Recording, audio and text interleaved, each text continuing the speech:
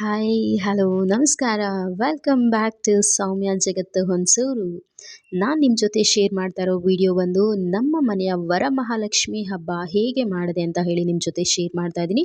ಯಾರೆಲ್ಲ ವಿಡಿಯೋ ನೋಡ್ತಾ ಇದ್ರು ಪ್ಲೀಸ್ ಎಂಡ್ವರೆಗೂ ನೋಡಿ ಅಂತ ರಿಕ್ವೆಸ್ಟ್ ಮಾಡ್ತಾ, ಲೈಕ್ ಮಾಡಿ, ಶೇರ್ ಮಾಡಿ, ಕಮೆಂಟ್ ಮಾಡಿ ಅಂತ ಹೇಳ್ತಾ, ಮನೆಯೆಲ್ಲ ಕ್ಲೀನ್ ಮಾಡಿದೆ. ಇದು ಹಳೆ ಮನೆ ಆಗಿರೋದ್ರಿಂದ ನಮ್ಮ ಮನೆಯ ಹಿಂದಗಡೆ ಮನೆ ಮಾತ್ರ ಹಳೇದಾಗಿದೆ. ಸೊ ಇಲ್ಲಿ ಹಬ್ಬ ಮಾಡಬೇಕು ಅಂತ ಹೇಳಿದ್ರೆ ತೊಪ್ಪೆ ತಾಸಿ ರೆಡಿ ಮಾಡಬೇಕಾಗತ್ತೆ. ಸೊ ಹಿಂದಿನ ದಿನವೇ ನಾನು ಅದನ್ನೆಲ್ಲ ಪ್ರಿಪ್ರೇಷನನ್ನು ಮಾಡ್ಕೊಂಡಿದ್ದೆ. ಸೊ ಇದನ್ನೆಲ್ಲ ಕ್ಲೀನ್ ಮಾಡಿಕೊಂಡು ಮನೆಯೆಲ್ಲ ಧೂಳು ತೆಗೆದು ಕ್ಲೀನ್ ಮಾಡಿ, ಅದಾದಮೇಲೆ ನಮ್ಮದು ಮುಂದೆ ಎಲ್ಲ ಮನೆ ಗಾರೆನೆಲ್ಲ ಆಗಿದೆ, ಇದೊಂದು ಮಾತ್ರ ತಪ್ಪೆನೆಲ್ಲ ಇದೆ. ತುಂಬ ಹಳೆ ಕಾಲದವ್ರನ್ನ ಕೇಳಿ ನಮ್ಮ ಮನೆಯ ಲಕ್ಷ್ಮಿ ಯಾವುದು ಅಂತ ಹೇಳಿದ್ರೆ ಒಂದು ಹಸು ಹೇಳ್ತಾರೆ, ಇನ್ನೊಂದು ಮಗಳು ಹೇಳ್ತಾರೆ, ಇನ್ನೊಂದು ಒಲೆನ ಹೇಳ್ತಾರೆ. ಯಾವುದು ಅಡುಗೆ ಮಾಡುವಂಥ ಒಲೆನ ಲಕ್ಷ್ಮಿಗೆ ಹೋಲಿಸ್ತಾರೆ. ಸೊ ಅದಕ್ಕೆ ನಾನು ಅದನ್ನು ಮೊದಲು ನೀಟ್ ಮಾಡಿಕೊಂಡು ಅದಕ್ಕೆ ಅರಿಶಿನ ಕುಂಕುಮ ಹಾಕಿ ರಂಗೋಲಿ ಬಿಟ್ಟು ನನ್ನ ಹಬ್ಬನ ನಾನು ಶುರು ಮಾಡಿದೆ. ಸೊ ಅದಾದಮೇಲೆ ನಾನು ಪೂಜೆ ಮಾಡೋದನ್ನು ವೀಡಿಯೋ ಮಾಡೋಕ್ಕಾಗಲಿಲ್ಲ. ಯಾಕೆಂತ ಹೇಳಿದ್ರೆ ನನ್ನ ಮಗಳು ಸ್ವಲ್ಪ ಕಿರಿಕಿರಿ ಮಾಡ್ತಾಯಿದ್ಲು. ಸೊ ಸಿಂಪಲ್ಲಾಗಿ ಹಬ್ಬ ಮಾಡಬೇಕು ಅಂತ ಹೇಳಿ ಶುರು ಮಾಡಿದೆ. ಯಾರೆಲ್ಲ ಮೊದಲನೇ ಬಾರಿಗೆ ನೋಡ್ತಾಯಿರೋ ಪ್ಲೀಸ್ ಲೈಕ್ ಮಾಡಿ, ಶೇರ್ ಮಾಡಿ, ಕಮೆಂಟ್ ಮಾಡಿ ಅಂತ ಹೇಳ್ತಾ, ನಾನು ಯಾವ ರೀತಿ ಹಬ್ಬನ ಮಾಡಿದೆ ಅಂತ ಹೇಳಿದ್ರೆ ಯಾವಾಗಲೂ ಕಳಶ ಕೂರಿಸ್ತಾ ಇದ್ದು ಅಮ್ಮನ ಮನೆದು ಕೂಡ ನಾನು ವೀಡಿಯೋ ನಿಮ್ಮ ಇದರಲ್ಲಿ ಲಿಂಕ್ ಮಾಡಿರ್ತೀನಿ, ಜಾಯಿಂಟ್ ಮಾಡಿ ತೋರಿಸ್ತೀನಿ ಯಾವ ರೀತಿ ಮಾಡಿದ್ದಾರೆ ಅಂತ ಹೇಳಿ. ಇದನ್ನು ಮುಗಿಸಾದ್ಮೇಲೆ ನಾನು ಹಬ್ಬದ ದಿನ ಇದ್ದು ಬೆಳಗ್ಗೆನೇ ನನಗೆ 7 o'clock ಒಳಗಡೆ 7 ಗಂಟೆ ಒಳಗಡೆ ಪೂಜೆ ಮುಗಿದೋಗ್ಬಿಡ್ಬೇಕು. ನಮ್ಮನೆ ಮಹಾಲಕ್ಷ್ಮಿ ನಮ್ಮ ಮಗಳಾಗಿರೋದ್ರಿಂದ ಅವಳು ಸ್ವಲ್ಪ ಕಿರಿಕಿರಿ ಆಗಿರೋದ್ರಿಂದ ನಾನೇನು ಮಾಡಿದೆ ಅಂತ ಹೇಳಿದ್ರೆ ಸಿಂಪಲ್ಲಾಗಿ ದೇವರಿಗೆ ದೀಪ ಹಚ್ಚಿ ಹೊಸ ಸೀರೆ ತಂದಿದ್ದೆ. ಸೊ ಅದನ್ನು ನಮ್ಮ ಮನೆಯಲ್ಲಿ ಹಸುಗಳಿರೋದ್ರಿಂದ ಹಸುಗೆ ಅದನ್ನು ಹಾಕಿ, ಹಸುಗೆ ಸೀರೆನ ಹಾಕಿ, ಅದು ಬಳೆ ತಂದಿರೋದನ್ನು ಹಸುಗೆ ಹಾಕಿ, ಅದ್ರ ಜೊತೆಗೆ ಹೂವು ಎಲ್ಲ ಮಾಡಿಸು, ಹಸುಗೆ ಅರಿಶಿನ ಕುಂಕುಮ ಇಕ್ಕಿ ಪಾದ ಪೂಜೆ ಮಾಡೋದ್ರ ಮುಖಾಂತರ ನಾನು ಈ ವಾರ ಮಹಾಲಕ್ಷ್ಮಿ ಹಬ್ಬನ ತುಂಬಾ ಮನಸ್ಸಿಗೆ ಸಮಾಧಾನ ಆಗೋ ಹಾಗೆ ನಾನು ಇದನ್ನು ಸೆಲೆಬ್ರೇಟ್ ಮಾಡಿದೆ. ನಿಜವಾಗ್ಲೂ ನಾನು ಒಂದು ಲಕ್ಷ್ಮಿ ಕೂರಿಸಿದ್ರು ನನಗಷ್ಟು ಖುಷಿ ಆಗ್ತಾ ಇರಲಿಲ್ಲ. ಹಸುಗೆ ಪೂಜೆ ಮಾಡಿ ಹಸುಗೆ ಪ್ರಸಾದ ಕೊಟ್ಟಿದ್ದಿದೆಯಲ್ಲ, ಅದು ನಿಜವಾಗ್ಲೂ ನನಗೆ ಮನಸ್ಸಿಗೆ ತುಂಬ ಅಂದರೆ ತುಂಬಾ ಖುಷಿ ಕೊಡ್ತು. ಯಾಕೆಂತ ಹೇಳಿದ್ರೆ ಹಸುವಲ್ಲಿ ಲಕ್ಷ್ಮಿ ಒಂದೇ ಅಲ್ಲ, ಮುಕ್ಕೋಟಿ ದೇವರುಗಳು ಕೂಡ ಅಲ್ಲಿ ನೆಲೆಸಿರೋದ್ರಿಂದ ನಾನೇನು ಮಾಡಿದೆ ಅಂತ ಹೇಳಿದ್ರೆ ಮೊದಲು ಪೂಜೆ ಮಾಡಿದ್ದು ಹಸುಗೆ. ಸೊ ಅದಾದಮೇಲೆ ನಾನೇನು ಮಾಡಿದೆ, ಇಲ್ಲಿ ಒಂದು ಮನೆಯಲ್ಲಿ ಪೂಜೆ ಮುಗಿಸ್ಕೊಂಡು ನನ್ನ ಮಗಳು ನಮ್ಮ ಮನೆಯವರೆಲ್ಲ ರೆಡಿಯಾಗಿ ನಮ್ಮ ಪಾಂಡವಪುರದ ಹತ್ರ ಇರುವಂತಹ ಒಂದು ಬೆಟ್ಟಳ್ಳಿ ಬೆಟ್ಟಳ್ಳಿಯಲ್ಲಿ ಮಹಾಲಕ್ಷ್ಮಿ ಈ ದೇವಸ್ಥಾನಕ್ಕೆ ಹೋಗಿ ಒಂದು ಹರಕೆ ಇತ್ತು, ಅದನ್ನು ತೀರಿಸ್ಕೊಂಬರೋಣ ಅಂತ ಹೇಳಿ ಹೋಗಿದ್ದು. ಯಾಕೆ ಅಂತ ಹೇಳಿದ್ರೆ ಈ ದೇವಸ್ಥಾನಕ್ಕೆ ಬಂದು ನಾನು ಇದು ಯಾವುದೇ ದೇವಸ್ಥಾನಕ್ಕೆ ಬನ್ನಿ ನಿಮ್ಗೆ ಹಿಂಗಾಗುತ್ತೆ ಹಾಗಾಗುತ್ತೆ ಅಂತ ಹೇಳ್ತಾ ಇಲ್ಲ, ನನ್ನ ಓನ್ ಎಕ್ಸ್ಪೀರಿಯೆನ್ಸನ್ನು ನಾನು ನಿಮ್ಮ ಜೊತೆಲಿ ಶೇರ್ ಮಾಡ್ತಾ ಇದ್ದೀನಿ. ನನಗೆ 7 months ಇದ್ದಾಗ ಈ ದೇವಸ್ಥಾನಕ್ಕೆ ಬಂದಾಗ ವರ ಸಿಕ್ಕಿತ್ತು. ನನ್ನ ಮಗಳು ನಾನು ಇಬ್ಬರು ಆರೋಗ್ಯವಾಗಿದ್ದರೆ ನಾನು ನಿಮಗೆ ಮಡ್ಲಕ್ಕಿ ಕೊಡ್ತೀನಿ ಅಂತ ಹರಿಸ್ಕೊಂಡಿದ್ದೆ.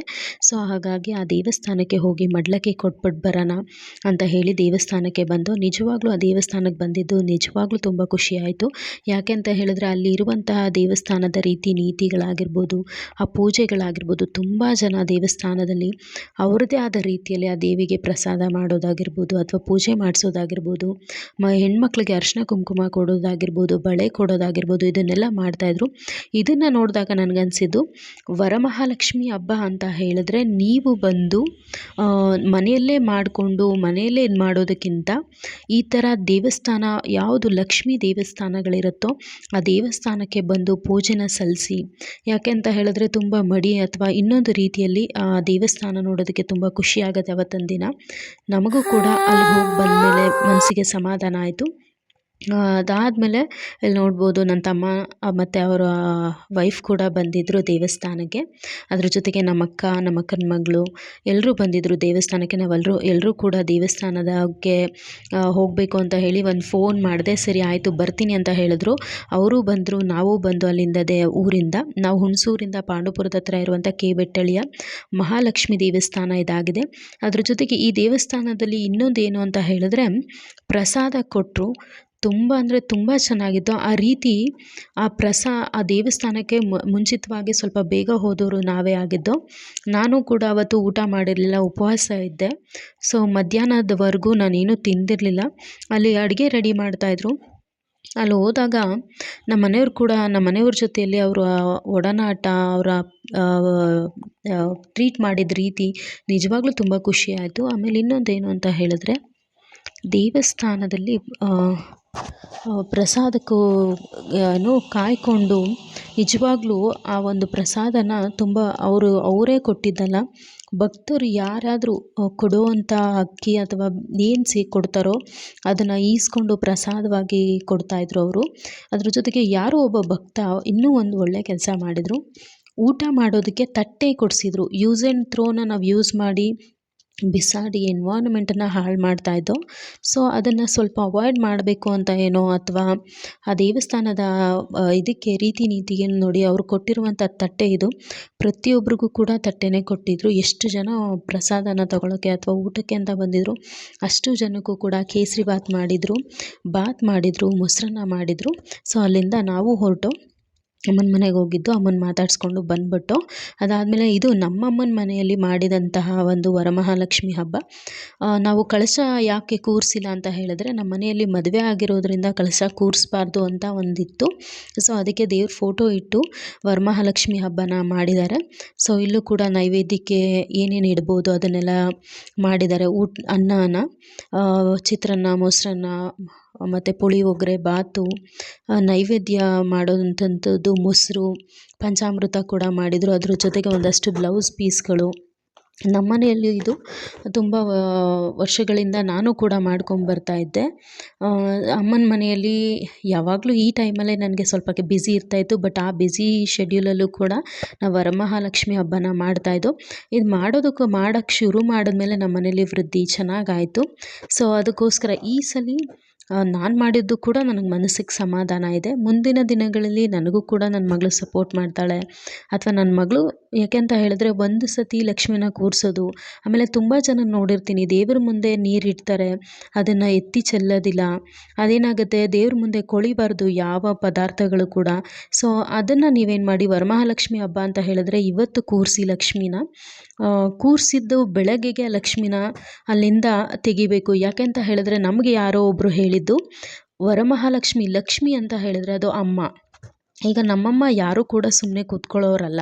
ಅವ್ರು ಎದ್ದು ಬೆಳಗ್ಗೆನೇ ಏನೇನಾದರೂ ಕೆಲಸ ಮಾಡ್ತಾ ಇರ್ತಾರೆ. ಸೊ ಲಕ್ಷ್ಮಿನೂ ಕೂಡ ಒಂದು ಕಡೆ ಕೂರೋದಿಲ್ಲ. ಅದಕ್ಕೆ ಅದನ್ನು 3 ದಿನ 5 ದಿನ ಕೂರಿಸ್ಕೊಳ್ಳೋದು ಚೆನ್ನಾಗಿರೋದಿಲ್ಲ ಅಂತ ಹೇಳಿಬಿಟ್ಟು ಅಮ್ಮನ ಒಂದು ನೈಟ್ ಸಂಜೆ ಕೂರಿಸಿ, ಬ್ರಾಹ್ಮಿ ಮುಹೂರ್ತದಲ್ಲಿ ಕೂರಿಸಿ ಬೆಳಗ್ಗೆನೇ ಅಮ್ಮನ ಅಲ್ಲಿಂದ ಕದಲಿಸ್ಬಿಡ್ತೀವಿ. ಸೊ ಹಾಗಾಗಿ ನಮ್ಮ ಪದ್ಧತಿ, ನಮ್ಮ ರೀತಿ ನೀತಿ ಇದಾಗಿದೆ. ನಾವು ಅದು ಪದ್ಧತಿ ರೀತಿ ನೀತಿ ಅನ್ನೋದಕ್ಕಿಂತ ನಾವು ಪೂಜಿಸುವಂಥ ರೀತಿ, ನಿಮ್ಮ ಪ್ರೀತಿ, ನಿಮ್ಮ ವಿಶ್ವಾಸ, ನಿಮ್ಮ ದೇವರ ಪೂಜೆನ ಅದೇ ರೀತಿ ಕಂಟಿನ್ಯೂ ಮಾಡಿ. ನಾನು ಈ ರೀತಿ ಮಾಡಿದೆ ಅಥವಾ ಇನ್ಯಾರೋ ಇನ್ನೊಂದು ರೀತಿ ಮಾಡ್ತಾರೆ ಅಂತ ಹೇಳಿ ಅದನ್ನು ಚೇಂಜ್ ಮಾಡ್ಕೊಳಕ್ಕೆ ಹೋಗಬೇಡಿ.